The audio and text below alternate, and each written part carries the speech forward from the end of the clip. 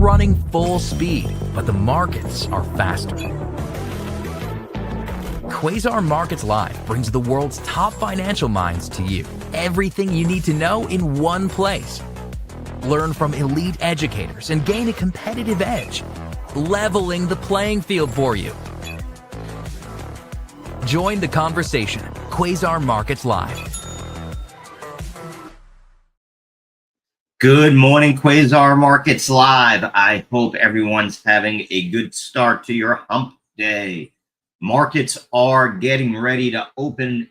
NASDAQ 100 QQQ ready to open at an all-time high. 542.34 right now, up almost a half a percentage point on the day. Former high was 540.81.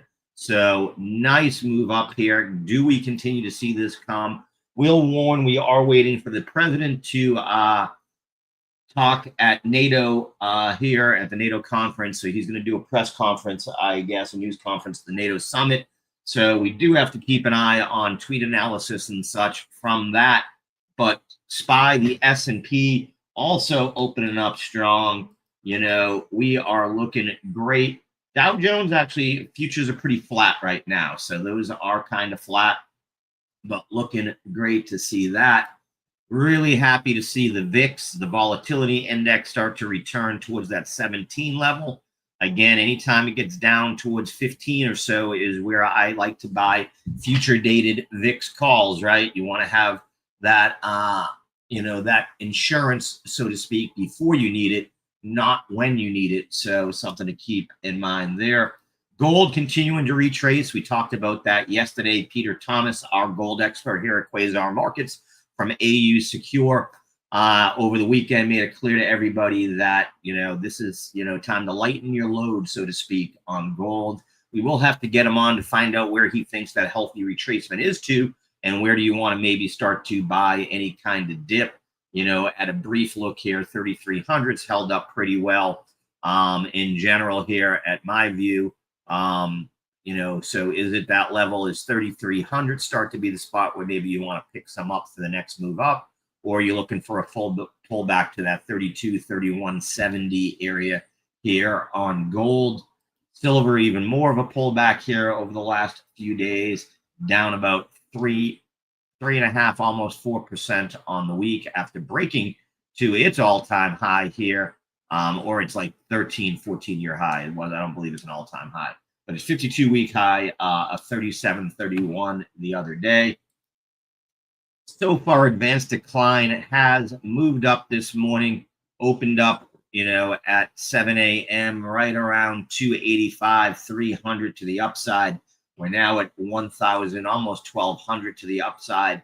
Tick slightly muted most of the day. Haven't really seen a big spike on it. When I talk about big spikes there, like we saw yesterday, where you get 400, 500, 600 one way or the other. Pretty muted in between that. We've been pretty much between negative 100 and positive 100 most of the morning. So it's allowing everything to sort of breathe. Oil prices have rebounded slightly here in the last 24-hour. It's been a pretty big 3-day slide, though. Again, 75 to 65 here on WTI. And the same thing, 77, 76 down to its current 76.15 here on oil. So we have that coming. We'll also mention when it comes to tweet analysis, Jerome Powell will be back in the Capitol Hill today. Market expectations, and yesterday we brought up the Fed watch for a July rate cut are starting to rise. So let's pull that over here for you. I just realized this isn't going to work because of the way I did something. So let me just change one thing here. I'm going to stop my screen sharing and restart it. Got too smart for my own good. There we go.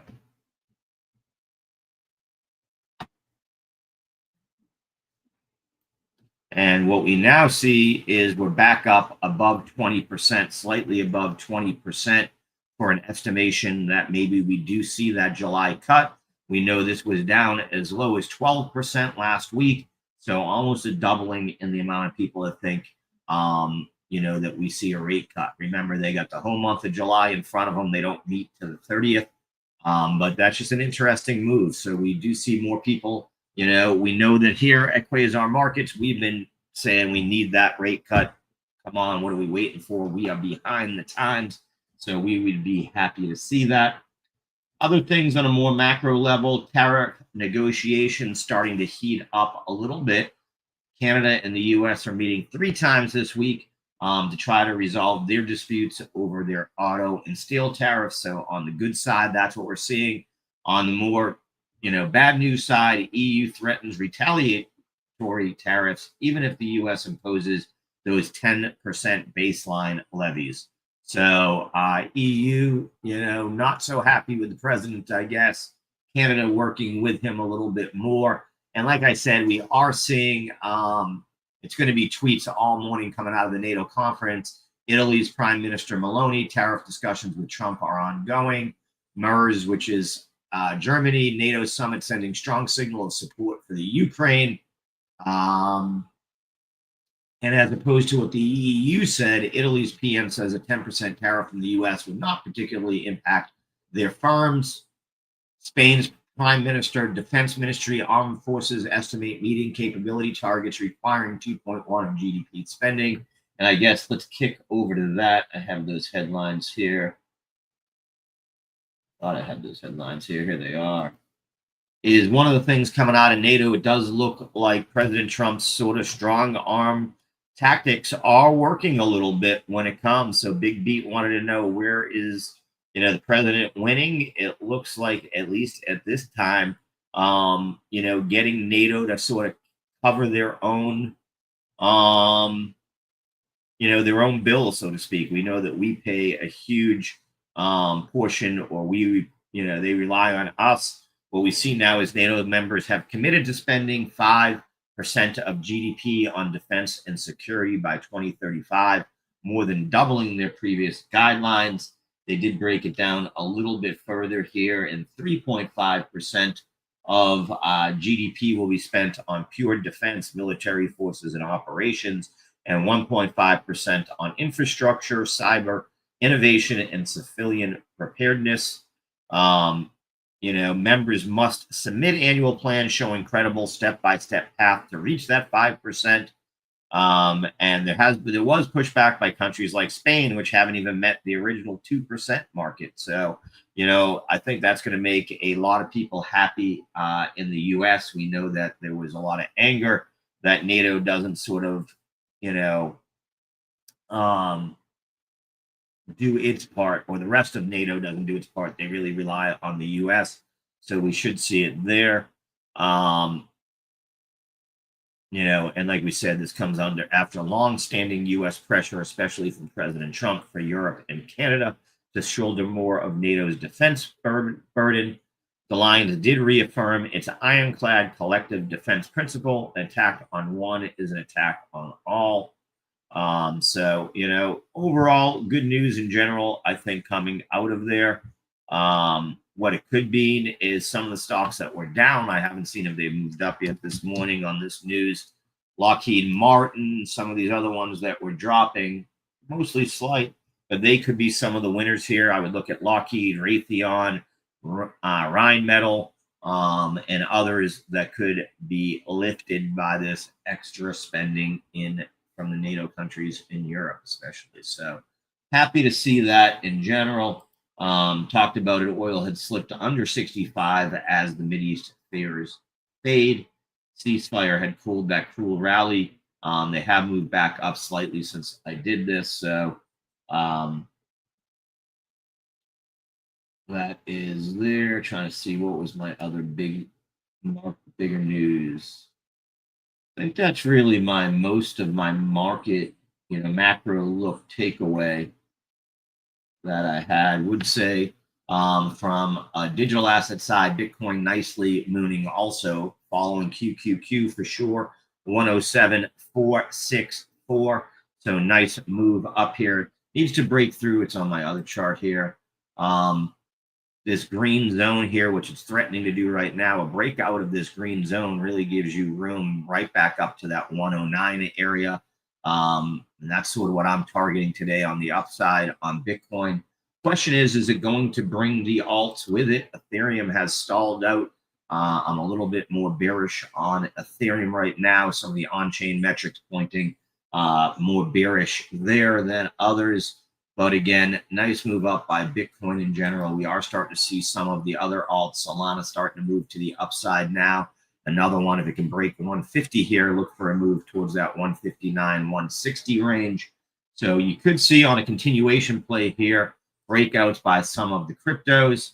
Looking at the MAG 7, all of them are slated to open on the upside. The only thing that opened down yesterday was Apple and Tesla, and we know Tesla had made a heck of a run, over the last 4 days, moving up from that 315 level all the way up to 350 before the retracement yesterday.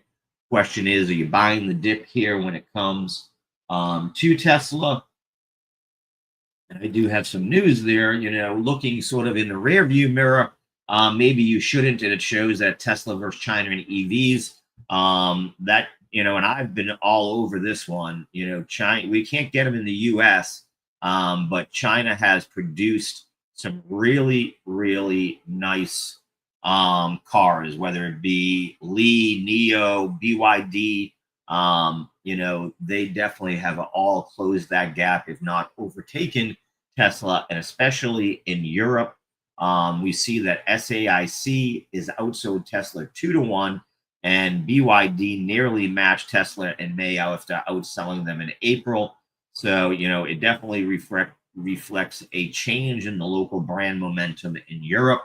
So a lot of work needs to be done there by Elon to get it going. With that being said, him back working full time as it seems for Tesla has to be considered a positive. I could be a buy the dip buyer here today. If we get a little bit of a drop down here, could be interested. Maybe a retest of VWAP here at 342 and move back to the upside would be the spot I'd probably be looking at there. If we look at the sectors of the spider funds, it is a very mixed bag here so far this morning. Fairly neutral on a lot of them. Yesterday, energy sector we know was down about 1.12, and then we saw consumer staples got hit a little bit. So we'll see if they bounce back today. We will have our main man, Mr. Flanagan, on DXY starting to move back up. I was a little surprised by that dip down back below 98 yesterday. We'll ask him what he thinks here. Looked like it was making a big recovery on Monday. But, after the threat of war sort of dissipated, so did the move into safe haven currencies. So we'll have to see what we're getting there.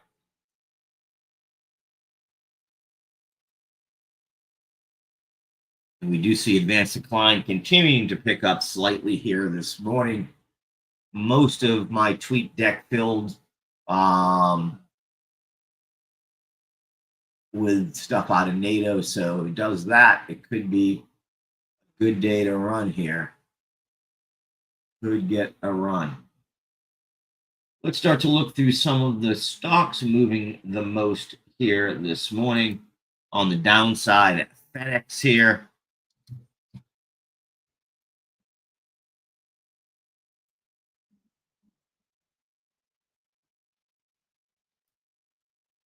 I'm just looking for my notes on FedEx here.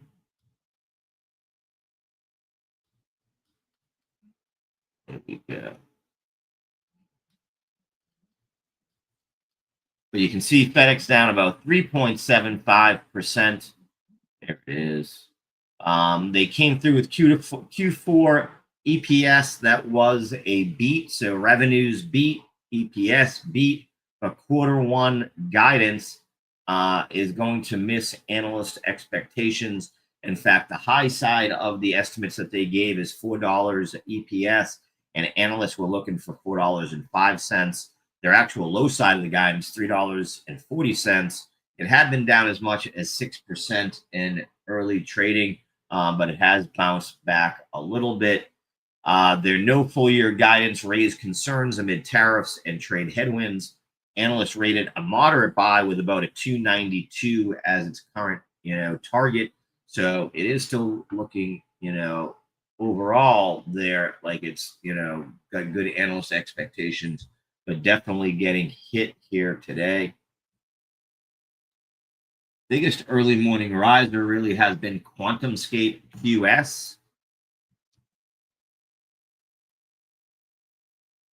up about 43% now, and you can see just an absolute monster since 4 p.m. yesterday, started at after hours. They have said that they've integrated what they call their Cobra separator into baseline cell production, enabling 10 times faster throughput, a smaller footprint, and a step change towards commercialization. This has to do with solid state batteries. And it's very, that is the wave of the future. Batteries are one of the things holding us back when it comes to EVs for sure. And, solar energy and a lot of other things that, if we have better batteries, become more viable.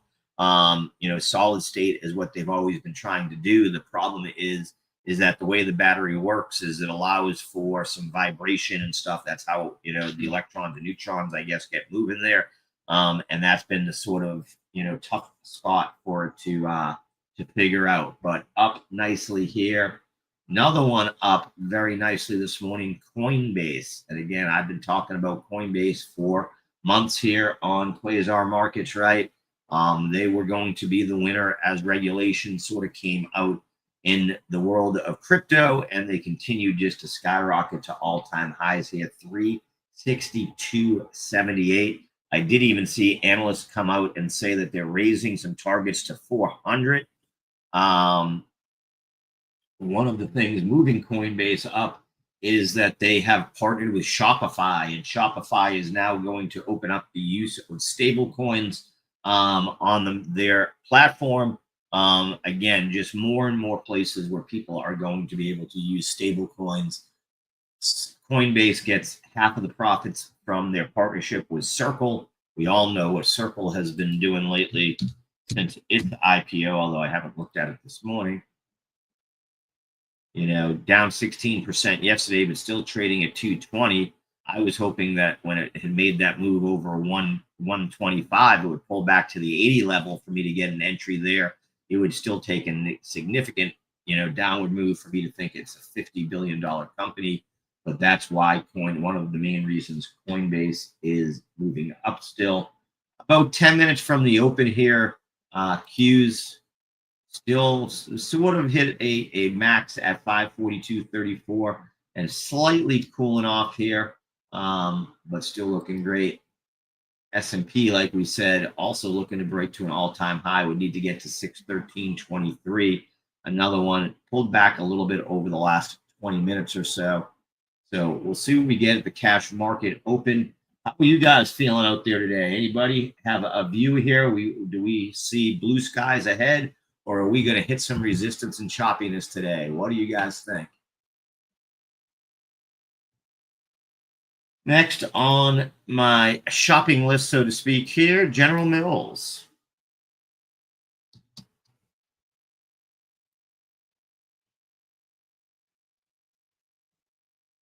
And let me find my notes.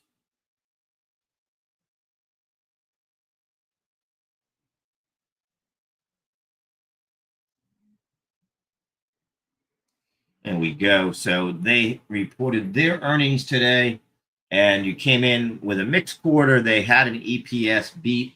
They estimated they beat the estimate, but it was down from last year. So year over year, down almost 25%. Their sales were down 3% year over year. So, General Mills definitely hitting some rough patches here. They also did say that in forward guidance, now this is the fifth straight quarter, first of all, of sales declines. The forward guidance, they expect their fiscal 2026 EPS to decline 10 to 15%, and they're looking for a sales outlook of flat to down 1%.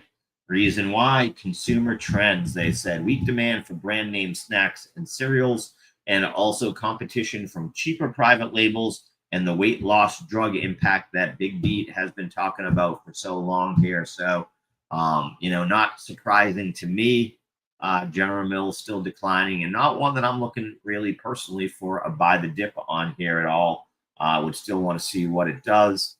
This whole sector has been seeing problems. Campbell snack sales are down 8% on their last earnings reports, and Smucker's is down 13%. So, again, that has been the general, direction. The momentum is negative momentum across all those companies. We've talked about that here.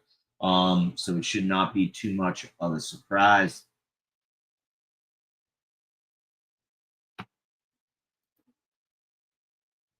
Robinhood, the next one we got to talk about. Again, crypto platforms that do more than just crypto stock trading, they are going to kick off futures soon enough. So another one here, all-time high was 82.27, about to open up at about 85.06 here today. So really moving up nicely. And again, what we're seeing is more and more interest for expansion by companies like Robinhood, like Coinbase, eToro, Webull. So look for some of those if you're wondering the one to keep an eye on next. What are the next ones? eToro just had its IPO, and it pulled back after making its major move to the upside here. So it could be an interesting one. Webull, definitely one that's interesting for me. A break of this, definitive break of the 65 area, and especially if you break the 66 area, you've got room to run here into the mid 70s. So I do like what I see as a sympathy play there, or sort of a rising of all tides. That could be a player in that. Bitcoin threatening to break through 108 here, so it continuing not, won't stop, can't stop seems to be the tune of the day here. So we are looking, let's see if it breaks. If it breaks through here, watch for a breakout, like I said, back to 109, 110. That would be the next level to keep a look at, 109, 100 or so. So nice move up here by Bitcoin, really catching some people off guard, I think. And as I mentioned, though, it isn't necessarily bringing everything with it. Ethereum, while it's moved up in the last 20 minutes, has definitely been a laggard versus it. We are starting to see the other layer one, other major blue chip cryptos, Solana, XRP. XRP is at a breakout area here, breakout over 220 here, gives it a good chance to run to 226 and up to 230. So you definitely have some opportunity here in the alt markets to keep an eye on here today. Did want to take a quick look here at our laggards of the day. Space again, I guess ASTS is the biggest laggard on the day, down about 5.86. But I will point out that's after several days of direct moonshots there, down about 5.58%, retracing, or set to retrace all of yesterday's gains. So ASTS here did pause after making its big move to the upside. On the other side, I mentioned FedEx, I mentioned General Mills, some other companies that are moving down, consumer durables, Pulte Homes. Here on the home builders, we know that KB Homes had some bad earnings yesterday. They're not down nearly as much as they were. They did most of their drop. Yeah, actually, it looks like that's because they shot up in the post market. That's one of those fake ones. That is not really down. It is pretty much flat.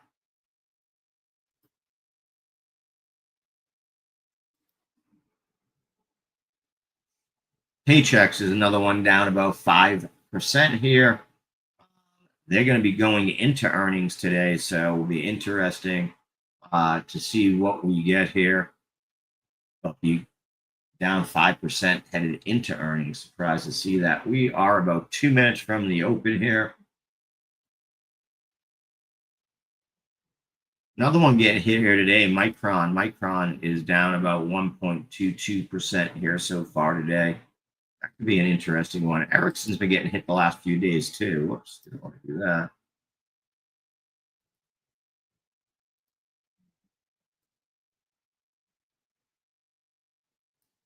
Ericsson bounced back from that 200-day MA nicely, but struggling to stay above the 50-day MA.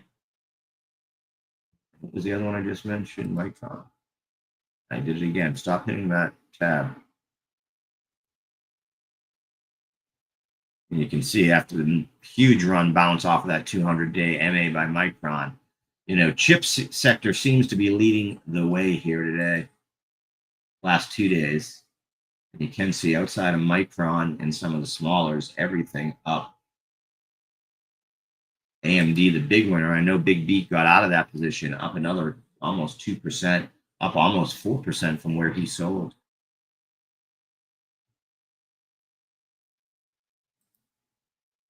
Banks are a little bit of a mismatch here. You got JP Morgan, Bank of America down slightly here. So that's the sector maybe seeing a little bit of weakness on here so far. Financials.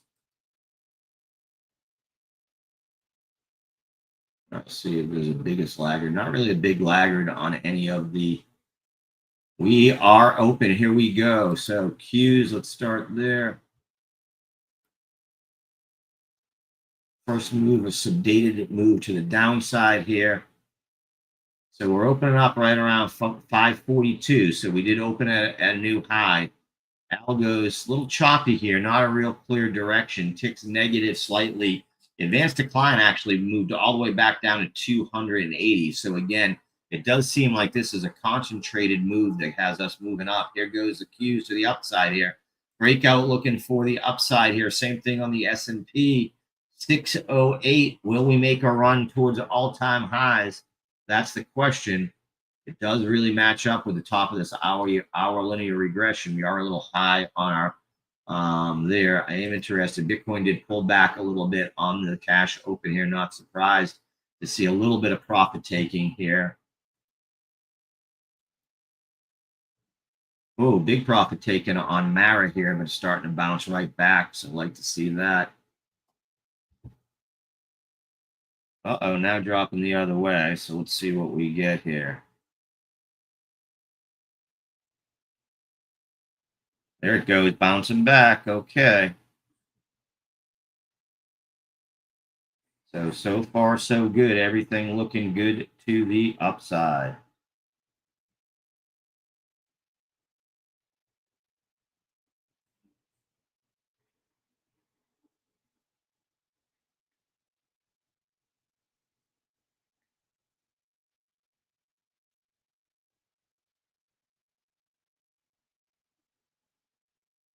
Maybe 1 second here to check a few things. Okay. Now we're bouncing back 1532, so that's looking pretty good. Let's get back to the Qs here. 542.70, so trying to break out to the upside. 608.17 on the SPY.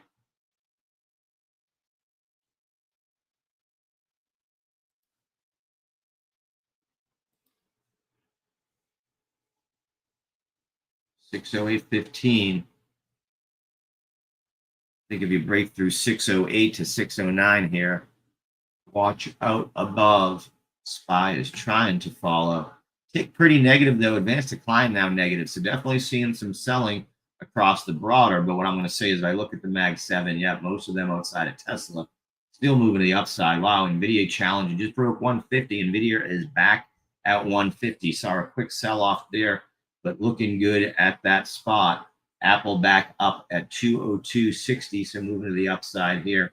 Google getting some nice play today. Amazon moving to the upside. Do see the SPY starting to, so starting to see some sell-off here. Not all that surprising. I'll be keeping an eye, though, here pretty closely on what we get. Q's now trying to break below the cash open amount. They are back at 542. So these algos fighting it out a little bit here this morning. You see breaking news. U.S. Treasury posted $316 billion budget deficit in May, third largest on record. Comes as total government outlays rose 3% from year over year. And while tariff revenue surged 270% year over year, it barely made a dent. That might have some people worried. Not me. I do think we're going to move up today. And here we go. Qs are trying to make that break to the upside. Bitcoin struggling to regain 108 here. So Bitcoin definitely looks like it's going to pull back towards that 107,500 level. Let's see if it gets some strength there.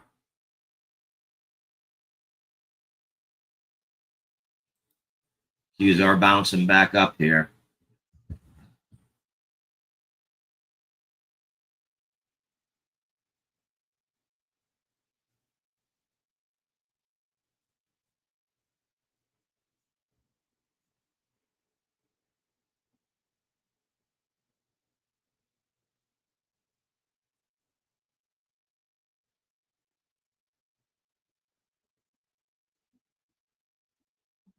$25.42. It's trying. It is trying.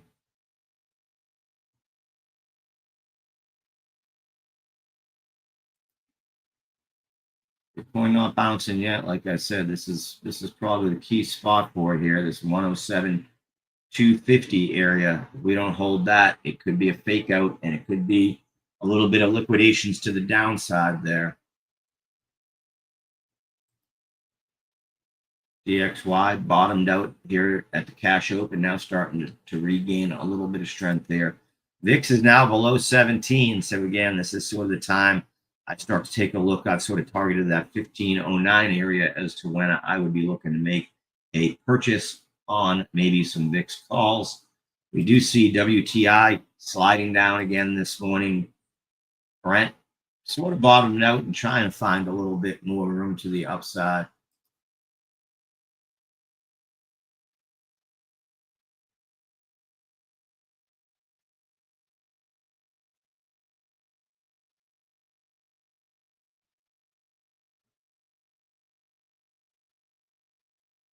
See what we get here.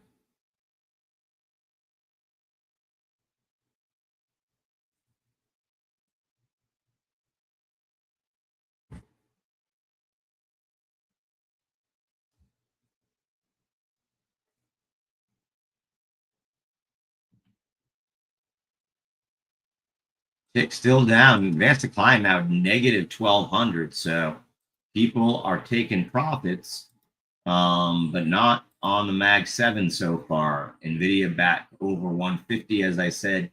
Apple now, I mean, everyone's just piling into the Mag 7 here outside of Tesla, which is down almost a full percentage point here today. As I mentioned, Tesla starts to get interesting again on any kind of pullback here. For me, as I do think Elon is back, and you will start to see more and more hype kick in there. But I'll let it play out a little bit. Biggest winner today is Google, up 2.1%. Oh, you know why? I didn't get over that to that news. AI wins copyright case. Anthropic, which is Claude AI, was cleared in courts that did not infringe on copyrights by using books to train LLMs. And the judge said no reproduction or creative elements or identifiable expressive style. It's a major precedent win for AI developers under copyright scrutiny, which is basically all of them. So definitely something to keep an eye on, but to me, a very good sign for AI in general. Could see those names start to run up here today. Let's take a look at our pumpers here this morning.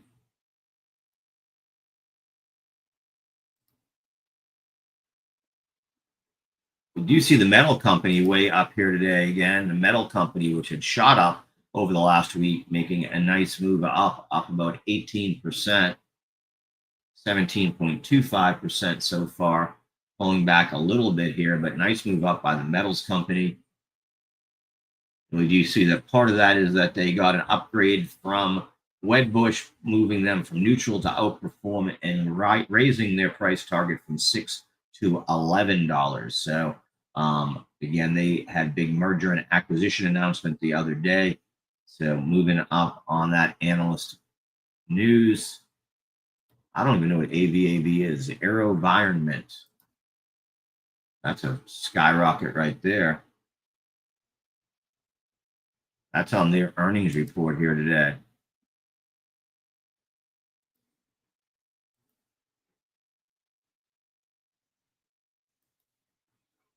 And it's saying this is one of the defense contractors. Shares of autonomous defense technology company rose after the company posted better than fiscal fourth quarter numbers. So nice move up.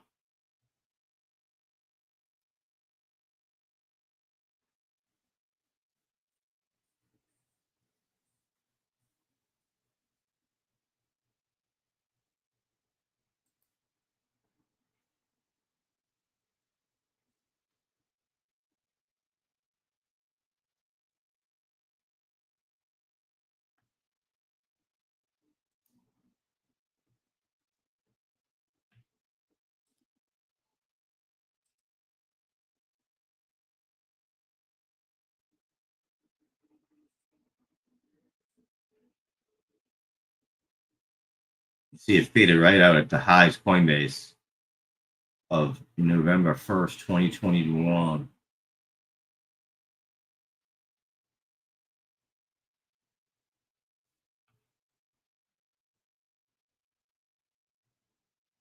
See if it can get the strength and momentum back. I think that one's going to be tough to break through that level. Tick continuing to slide negative, advanced decline continuing to move to the downside. But with that being said, QQQ continuing to move to the upside. So we're out of market, not good news. And we look at the RUT, which is the small caps, down 20 basis points. We look at the Dow Jones down, 10 basis points. All of this is happening across the tech sectors. If we look at the S&P 500, we see that technology, which is XLK, is up almost 1 full percentage point. And then communications up 42 basis points. All the rest of the segments are down. Energy getting hit the hardest, I think. No, the real estate funds down about 1.3%. So this is definitely not a broad market recovery. This is tech just driving us through the top here. So let's see what we get from that.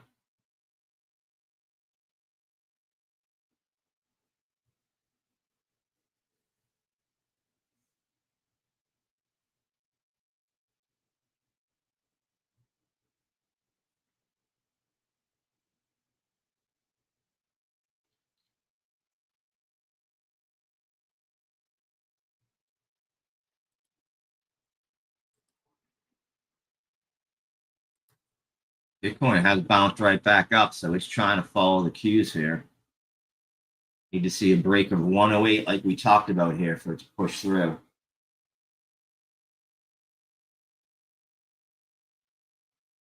BigBeat just messaged me. He feels this market is overblown. He is out of most of his positions, if not everything on his swing trades. All of them had big run-ups for him, so that is not all that surprising there.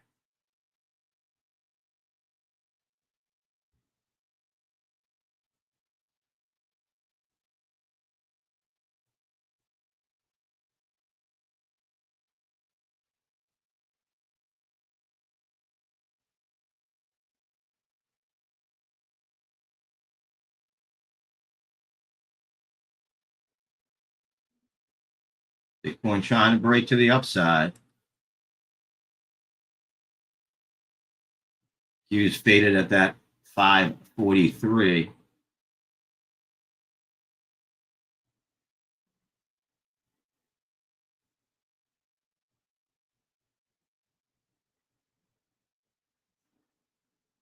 I don't know. I'm not in the same spot as him. I think we still have a day, especially on the tech side, that we could run up here. But this has been a fast move to the upside. Yeah, I don't know that I'd be selling everything here.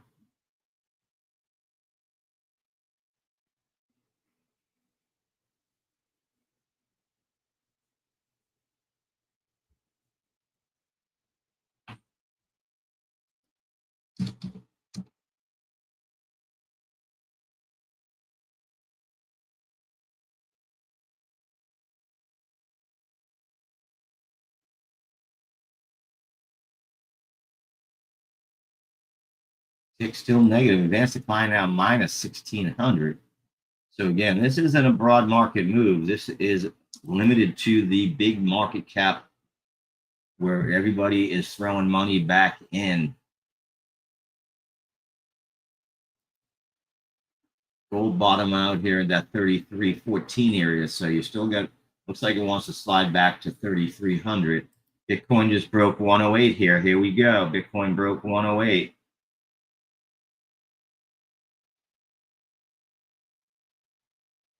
You see a little bit of a move up by oil this morning, so starting to recover a little bit from those lows.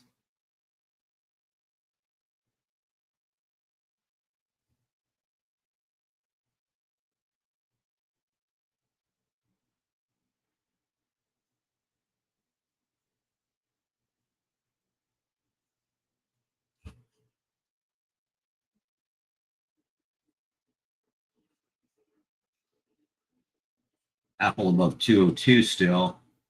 NVIDIA, wow. NVIDIA leading the way. Chips, NVIDIA. 151.26 here now. Continuing to move to the upside. Google 171.22. It has gotten a little top heavy here. So we see a little bit of a pullback here. Tesla is still battling that same spot, down about 1%, 336. Netflix looks like it wants to break to a new all-time high here. That has got to be close too. And that has still got room. Let's see what other punkers we have going on this morning. SMCI, nice move up about 6%. Yum Brands up 4.56. I actually had a note on them. JP Morgan moved him, upgraded by Morgan to overweight, noted strong free cash flow and steady performance across KFC and Taco Bell. So a little bit different. Well, I see the big man himself, Stephen Flanagan, has joined us. Let's get him in here and see what he's thinking. Mr. Flanagan, how are you doing today? Doing good, Howard. Powell before the Senate today. Let's see. You know, yesterday we had some solid comments there that have kind of filtered through the market. Well, he said waiting would be fine. He did acknowledge many paths are possible, including cutting sooner. And I think this is what the markets are beginning to grab onto, on top of the peace in the Middle East. Looks like a very active day today, but watch the Senate. And then for the rest of the week, you've got more central bankers speaking back and forth. NATO, you've got that going on. And then you've got a big rub hub of the the European officials. So this is going to be quite an active week. Watch those news wires for those tweets and for those headlines. Absolutely. Were you any surprises out of NATO for you today that you were surprised? I was surprised they jumped up the numbers that much. I think the jumping up of the numbers is a very big positive as far as the world of where money wants to go. You know, they look at the commitment by the Europeans on defense. That's a lot of spending. And that in itself is a big positive for a continent that is registering anemic growth. So that's a positive. And I think, you don't have to be, if there were 10 people in a room and you said dollar up, dollar down, 9 of them are going dollar down because that's the way it's been since the mid 80s. Right. Everybody is a dollar downer. So to see the move in the Dixie yesterday, caught me by surprise, no question. But we were at like 98.90, I think, when we spoke on Monday. And we talked about two very distinct levels, 98.63 from a historical point of view, a weekly close above that, set up a 15% move higher back in 2000. But more importantly, last week's close of 98.63. So we were trading at 98.90. I was looking for a significant move up. It was beginning to go. Right. And then it flubbed. So I had a very tight stop loss, no question, no problem. Now I sit back and I say, okay, where did we go? We went down to a low of 97.71. Why is that important? Last Thursday, low 97.60. Last Friday, low 97.62. Monday's low 97.68. And then yesterday we go down to 97.71. If we're going to make a move down, why can't we put a new low in? Right. So you've got this daily bottoming pattern here now that, here we are again sitting at 98.10. And I'm going to say you've got another great level. You break 97.50 and you bail out, you're going to probably move a couple of hundred points. 94.5, 95.5 is my ultimate lowest level I could see the dollar index trade. Okay. But you got a nice level to lean against if you want a contrarian trade here. We know the market is just underweight U.S. dollars because they use this proxy to hedge U.S. positions. Right. So you've got 4 daily lows. We just got to get a new low in. Otherwise, you've got a classic technical bottoming pattern right here. Right. Absolutely. That would be it. I mean, you can see it, since, like you said, Thursday of last week, it keeps bouncing at that same spot.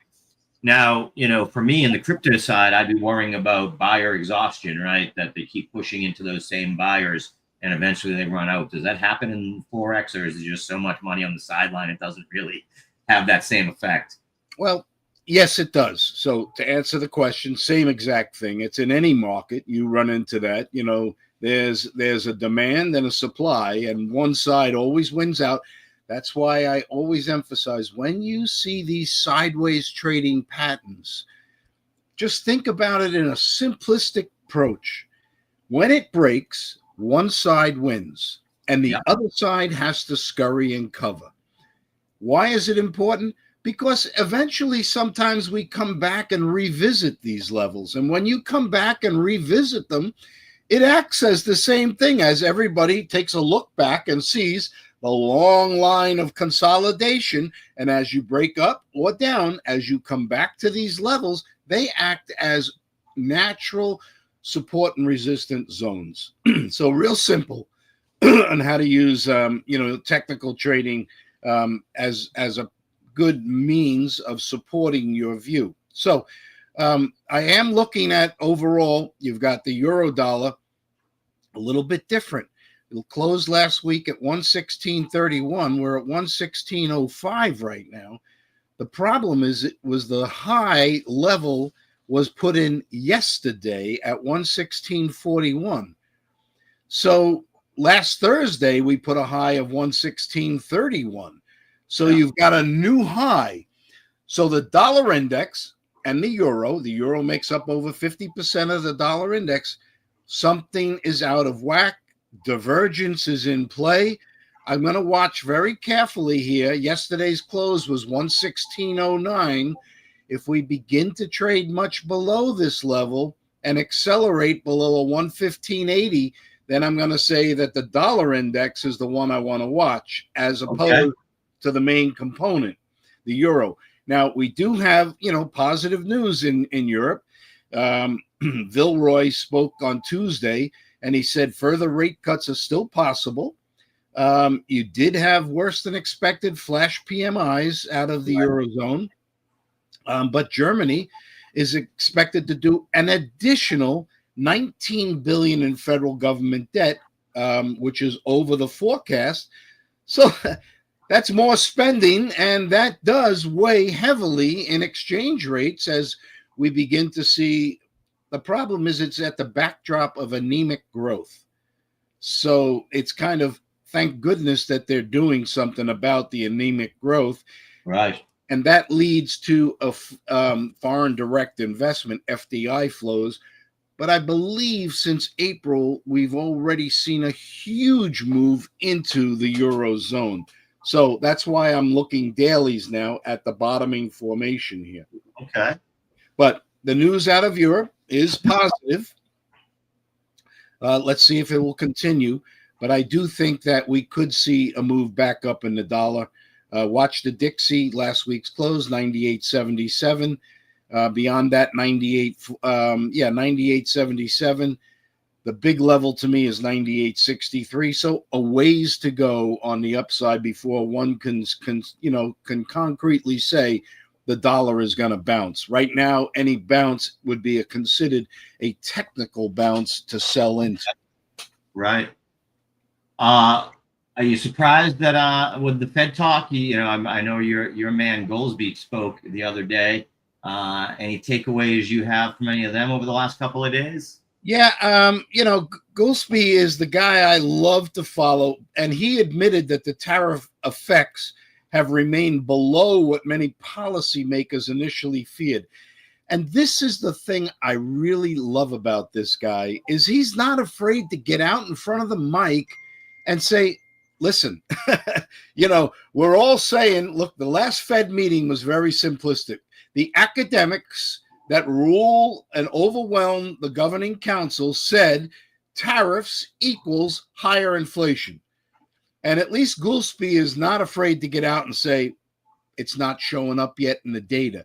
Maybe, just maybe we need to, watch the soft data carefully to avoid getting caught in the crossfire between interest rates and inflation.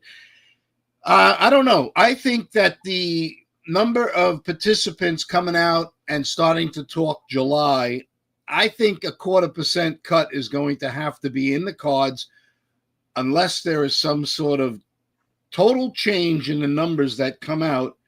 I think that, you're looking at probably, okay, take the 0.25% in July. And it's moving in that direction, more than 20. I do see that the Fed's Collins is replying to you directly online here. Not really, but or you would think they would that she is. Bring it up. Coming out and says most changes are likely to happen over the next few quarters, and that PCE will be above 3 by the end of the year. So she's ready to fight you on this one. Yeah, you know what? And I'd love to engage any Fed member. I'm with you. Let's get them in here. You think we can get them on? We'll have to try that. We'll have to get Michael Litt or some of those guys that know some of those folks to Steve is on the survey board for the Atlanta Fed. They send him the surveys to fill out. Good. But Howard, you can't be data dependent, and then when the data doesn't match your opinion, now you become forward guidance thinking. Well, you can. It isn't proper, and it's not what we want to see, at all. But they're showing you can. Yeah, I mean they can, because nobody ever holds them to be accountable. At all. I couldn't agree more. I will say on another good one, and this could be, this is the one we're sort of all waiting. I do think that when it happens, could it be big? Zelensky met with President Trump. Oh, I didn't hit the button to make it show up. They said they covered all the important issues, and Zelensky discussed ceasefire and real peace. So maybe that gets the markets. Tick has finally gone positive. It's been negative for the last 15 minutes pretty steadily. It had just gone positive for a second. Now it's back to fairly neutral. But you can see, once we got to the cash open, it was negative. Now the buyers seem to be coming back in. The algos are done playing. Retail wants to buy the dip, it looks like, Steve. It's so easy, as I said, with the dollar to have a negative view on the dollar. It is so easy to look out into the macro world and just be completely negative. But watch out for the rapid fire of positives. July 9th is getting closer and closer. Trump has just been with all the NATO guys. You know that there's a lot of messaging going on. But watch out for the string of positives. One, we know India and Pakistan, boom, had, suddenly had a peace deal. Now, within 24 hours of a peace deal, they were skirmishes back and forth, just like Iran and Israel. But look what Pakistan did. They nominated Trump for the Nobel Peace Prize. So something is going on beneath the cover. And Mondi said he had nothing to do with it. It's so funny how this, it just, who do you believe nowadays? But we have Israel and Iran. I, for one, would never have thought we could have seen that. Let's see if it's lasting. Yeah, I got on the wrong side of that one myself. Some crypto positions where I didn't trust the breakout, so to speak. I said, I'm not going to a weekend holding all these long positions. And sure enough, it took off. Yeah, I mean, while the Iran-Israel encounters were going on, from what I've read, Russia was bombing the heck out of, the Ukraine. So let's hope that cooler heads suddenly prevail because, and here is the simple reason. People say, oh, come on. You always say the glass is half full. You're always looking for the positives because it benefits everybody. Right. Absolutely. And at some point, people have to scratch their head and say, how many more people am I going to lose in this war that's never ending? And if it benefits everybody, then, hey, I stand to, be able to get out in front of my populace and say, listen, growth is building. Everybody's doing better. Economic sentiment is improving. So, at some point in time, the positives will once again outweigh the negatives. It hasn't all year. So I am one of those people that says the glass is half full, and I'm looking at it. Forget about if we throw in tariffs and any tariff resolution. The Japanese are on their way here. Akazawa is arranging his 7th visit to the United States as early as June 26th, tomorrow. And that could be maybe an eventual U.S.-Japanese trade deal ahead of July 9th. I know we only have the UK. Steve always loves to pound me with that. All you have is the UK, but it's in everybody's interest here. Vietnam Prime Minister said they expect a U.S. trade deal before the July tariff that came out a few minutes ago across Reuters. So more of them are starting to line up. I guess my worry is it seems that when there is some big G5, G7, meeting NATO, these announcements just come out. Everybody that's going to be around the president doesn't want him upset. So they all go, hey, we're all doing great. And as soon as he walks out the door, the tweets start, no, we're not that close. So that's what I do worry about. Personally, just my view of it is it does seem that, we get a lot of this rhetoric and then it seems to dissipate. But we're getting closer. We're going to find out one way or the other, right? And what we're starting to see is countries also say, the Europeans came back and said 10% baseline from you isn't acceptable to us and we're going to retaliate. Whereas others have said 10%, we can live with it. Mexico sort of said 10%. Yeah, okay. And this is where a big problem will come. It won't be anywhere else in the world but Europe. And here is where it will happen. Italy will suddenly say, we can live with it. They were the one. They did also say that, yeah. Italy or Spain, one of those two. And then the fracture occurs, and this is my fundamental flaw with Europe. You've got to go back in history. In 1999, they created a single currency called the euro. Right. By 2003, 2004, they were supposed to, according to the master plan, have a complete United States of Europe, so to say. And that's never happened. Right. You still have independent governments. You still have a shadow government called the EU, where they vote for every 6 years, I believe. So there are so many problems within Europe that if one member nation says, no, my country, and I was elected by my country, right, the prime minister or the president, and they turn around and say, wait, I have huge benefits here for my country and my populace to make an agreement with the United States. The EU is not letting me make that agreement, and you're, in fact, hurting my populace.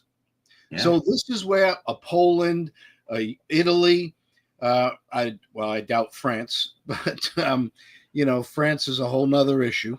Right. So this is where the fracture within Europe. So it's going to be interesting. I do not expect a European agreement. And I do think that this could be a serious problem. I think what will happen with Europe is we will have a framework that has to be worked upon, and they will kick the can down the road for another 3 to 6 months. Yeah, I'd be interesting to see. I think, like you said, they're going to be the toughest to deal with, without a doubt. And they made it harder, like you said, by having this union. And it's hard to talk to 23, 25 countries at one time, when each have its own agendas, and everything else they're built in. So go ahead. Here's the key to look at, though. What is the positioning in the world? I don't think you have to be a rocket scientist to say the world looks at the U.S. and while they may be buying equities, they are rapidly hedging their equity or bond purchases by selling the dollar and hedging. So from that point of view, the world, based on the price, let the price tell me, the world is very negative or overweight the dollar negative positioning. Right. So now you're rapidly coming into the end of the quarter. And then you have a July 4th long weekend. I think July 4th, is coming the following week. Yeah. And Friday. you've got a world that's so underweight in the dollar, not U.S. asset dollar. And then you have the July 9th, date coming up. So there's a lot of scrambling that may have to get done. Now, there is a lot of liquidity in the world. $7.5 trillion trades one day. So watch the dollar levels carefully, because a turn in the dollar is going to be significant from the global financial landscape and could be a catalyst of fueling the equity markets in the U.S. to even higher levels. Absolutely. I'm with you there. What are you watching for the next few days? Anything coming out that we need to be on? First thing on my schedule is Banxico, the Mexican central bank, meets tomorrow. And now they're talking an expected 0.5% interest rate cut to 8%. Now, we know MEX is the easy magnet. If I don't want U.S. exposure, I can go north to Canada or I can go south into Mexico. And while Mexico today is an 8.5% interest rate currency, there's a lot of attractiveness to parking myself in the MEX. Now, they're going to cut 0.5%, despite, some economic, some inflation issues over there. So that'll be interesting to watch. We're at 18.98. Last week's close was 19.17.5. So a lot of room to go. But when the dollar MEX moves, it moves multiple big figures at a time. So watch that one carefully. And then, of course, we've got Thursday, U.S. durable goods, final GDP, jobless claims, and the Tokyo CPI expected to come in at 3.4%. The yen is one to keep an eye on, 145.85. Last week's close, 146.06. If that inflation number comes out lower, remember, Japan wants higher inflation so they can make another interest rate rise, a little bit different in Japan. If that number comes out lower than, say, 3%, you could see this dollar yen take off to the upside and take out those levels. Yesterday's high, just to give you a clue of how fast things can move, was 148.03. So you're hundreds of big figures, 300 big figures away. They're three big figures, 300 points away from yesterday's high. So watch the yen. That could be an interesting one to keep on the agenda before we speak again on Friday. Awesome. Well, thank you so much, Mr. Flanagan. Like always, you bring all the news that matters to us here in the Forex markets and that can help guide our decisions across equities. As we close up here, Bitcoin did break back above 108,100 here. Tick is fairly neutral. Advanced decline, minus 23.65. But Q's holding up above that 542 right now. So right about where the cash open was. SPY's still at 608.4, so again, very close to the cash open here. We're going to see what we get today. You thinking fade, or you trust this breakout? I'm going to I trust the breakout. I think you could see this rally begin to get legs very, very quickly. I do too. I think we're going to see that. Steve's on the other side. He said he sold everything today. So when I say that, he had some positions. They were up though there. And he had sort of done that mostly yesterday. He had sold his position in AMD, Apple, and I think I forget what the third one was. So I just opened up an eToro position. I'm in a Bitcoin long. I got a few things going. I'm not scared right now. I think the market, like you, is continuing to move to the upside. Right. I'm just of the opinion you buy the dip. So Steve could be right in his time frame. And I know Steve will be he'll be sitting down below waiting for it to come back into his absolutely. Like I said, he got some good profits in there. And he has decided to take them, which is what I had been advising him, and he wasn't doing for a while, and it caused some problems. So good to see him adjust. Never be afraid to take profits. And I'll say, most of my trades I was in yesterday, I'm out of. It's new trades today. I'm not, testing it too much, so to speak. So I'm also being a little bit more neutral at the end of the night. But when I see what I like, I'm not going to be afraid to jump in a little bit. Stick and jab. Absolutely. We'll see you again on Friday, Mr. Flanagan. Have a great week. Good day today.